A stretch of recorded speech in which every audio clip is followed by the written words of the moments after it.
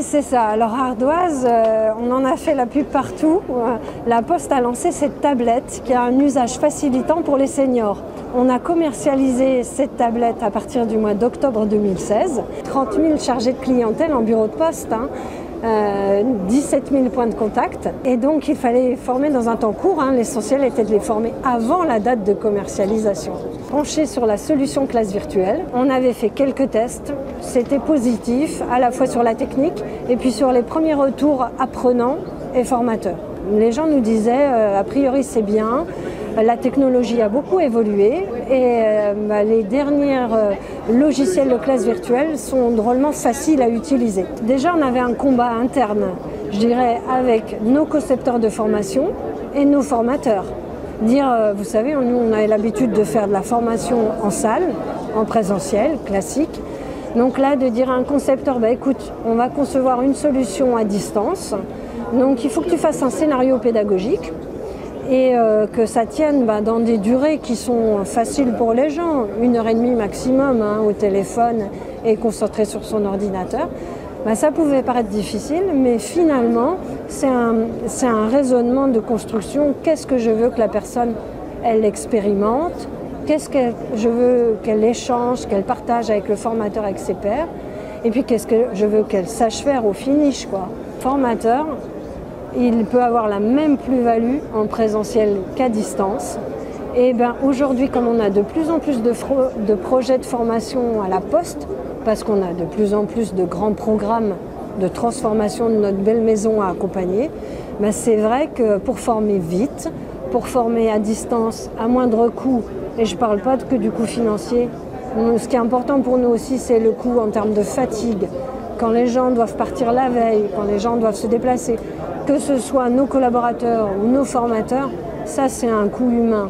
Et on est aussi très attentif à ça, que la formation soit un moment de reconnaissance, un moment positif de développement de compétences, un moment d'échange et pas un moment de contrainte et d'obligation. Je dirais déjà la première chose, c'est qu'il y a plusieurs logiciels et plusieurs solutions de classe virtuelle sur le marché. Prendre le temps de bien sélectionner la solution qui convient à ses besoins et puis de sélectionner aussi les partenaires avec qui on va travailler. Parce qu'il y a beaucoup de sociétés qui sont revendeurs de ces solutions et il y en a qui sont plus ou moins, je dirais, facilitantes. Donc prendre une société qui ne fait pas que vous vendre la solution mais qui va vous accompagner dans son utilisation. Donc ça, première condition très importante. La deuxième, c'est effectivement d'avoir des porte-paroles, de faire témoigner les premiers qui ont expérimenté, etc. Parce qu'il n'y a rien de mieux que la parole d'un formateur pour convaincre un autre formateur. Les gens, entre eux, en parlent quand ils sont collaborateurs et qu'ils sont allés sur une classe virtuelle. Quand ils disent finalement c'était très facile de se connecter, j'ai pas eu de soucis et puis ça m'a évité tout un tas de désagréments. Là aussi c'est bien. Donc c'est, je dirais, en parler, communiquer. Et au début, il faut vérifier sa technique, c'est le cas de le dire. Parce qu'il faut vérifier ses configurations d'ordinateur, il faut que ça marche.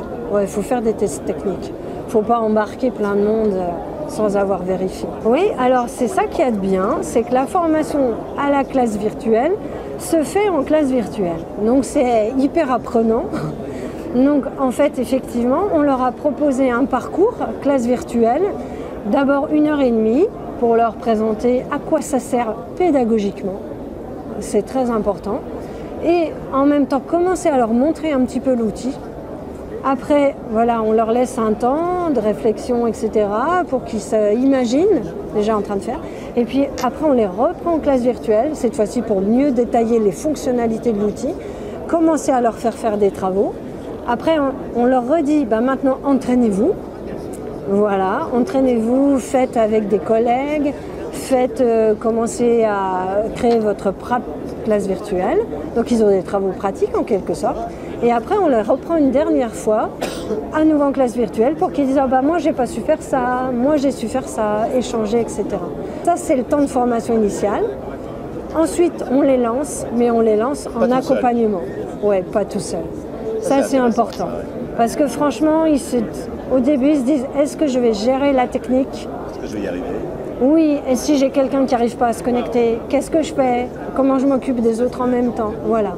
Donc effectivement, là je recommande fortement que la première, deuxième session qu'ils animent, ils aient un accompagnement. C'est rassurant pour tout le monde et puis on leur lâche la main progressivement. Alors on a toujours un formateur en face de 12 stagiaires. Donc ça c'est comme un formateur en présentiel en face de 12 stagiaires. On peut se dire c'est le même coût, j'ai ma journée formateur, sauf qu'en général les contenus sont plus denses et qu'on peut faire 2 formations par jour au lieu d'une, première chose.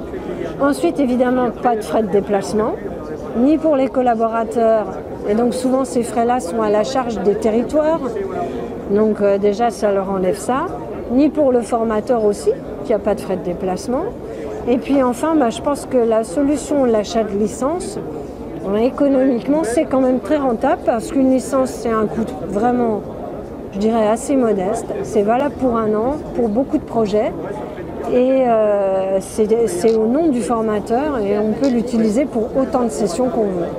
Donc vraiment, voilà, je ne vais pas citer de chiffres, mais intéressez-vous à la solution et je crois que vous verrez que en calcul en coût, franchement, quand on a beaucoup de projets, on fait vite le calcul.